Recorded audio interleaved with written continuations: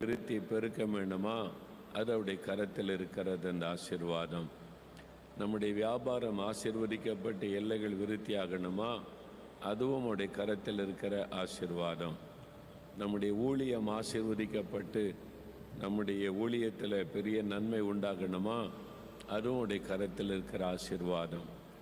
அவரிடத்தில் சகலவிதமான ஆசீர்வாதங்களும் இருக்கிறது. அதில் நமக்கு என்ன ஆசீர்வாதம் தேவை? அந்த காரியத்தை உணர்ந்து ஜெபிக்கும்போது அந்த ஆசீர்வாதம் உண்டாகும். முதலாவது ஆண்டவர் நமக்கு கொடுக்க விரும்புவது ஆவிக்குரிய ஆசீர்வாதம். இன்றைக்கு ஆண்டவர் என்ன பேச விரும்புகிறார்?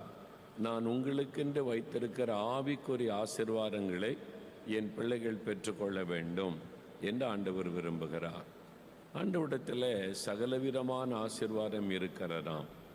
ஆதியாகமம் 24ஆம் அதிகாரம் 1ஆம் வசனத்தை இப்பொழுது வாசிக்க கேட்போம். ஆபிரகாம் வயது சென்று முதிர்ந்தவனானான். கர்த்தர் ஆபிரகாமை சகல காரியங்களிலும் ஆசீர்வதித்து வந்தார். கர்த்தர் ஆபிரகாமை சகல காரியத்திலும் ஆசீர்வதித்து கொண்டு வந்தார் என்பதாக வேதம் சொல்லுகிறாரு. அதாவது சகலவிதமான ஆசீர்வாதத்தையும் ஆண்டவர் ஆபிரகாமுக்கு கொடுத்தார். ஏதாவது ஆபிரகாமை குறை இருக்குதா உங்களுக்கு அப்படின்னு கேட்டால் இல்லை, பரிபூரண ஆசீர்வாதம்.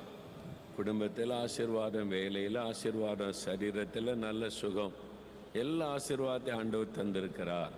அப்படி சொல்லுகிற ஒரு அனுபவத்தை ஆபிரகாமுக்கு ஆண்டவர் கொடுத்தார். சகல காரியத்திலும் ஆசீர்வாதம். இன்றைக்கி உங்களை கேட்டால் என்ன சொல்லுவீங்க? எப்படி இருக்கீங்க அப்படின்னு கேட்டால் நல்லா இருக்கிறோம் அப்படி சொல்லிட்டு ஒரு இழுப்பு. ஆனால் இந்த பையன்தான் அப்படி நடக்கிறான், குடும்பத்துக்குள்ளே ஒரு நிம்மதியே இல்லை, குடும்பத்தின் ஆசீர்வாதம் பாதிக்கப்படுகிறது. நல்லா தான் இருக்குது, பிஸ்னஸ் எல்லாம் ஓகே தான், ஆனால் இந்த கடன் தான் போகவே மாட்டேங்குது. ஏதோ ஒரு காரியத்தில் ஒரு குறை இருக்கிறது. ஒரு பூரண ஆசீர்வாதம் அற்ற நிலைமை காணப்படுகிறது. ஆண்டவர் சகல காரியத்திலும் ஆசீர்வதிக்கிறவர். அப்படி சகல காரியத்திலும் நமக்கு ஆசீர்வாதம் இருக்குதா அப்படின்னு யோசித்து பார்க்கணும்.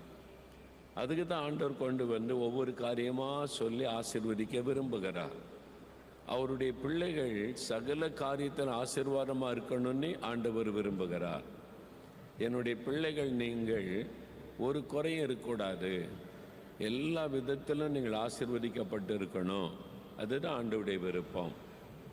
அதில் ஒரு ஆசீர்வாதம் தான் ஆவிக்குரிய ஆசீர்வாதம் என்பது. சரி, இந்த ஆவிக்குரிய ஆசீர்வாதம்